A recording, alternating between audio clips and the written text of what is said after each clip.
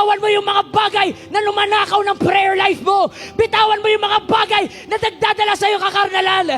Bitawan mo yung mga bagay na naglalayo sa'yo sa presensya ng Diyos. Dominion is the willingness to say, I surrender all. Let go of pornography, mga kapatid.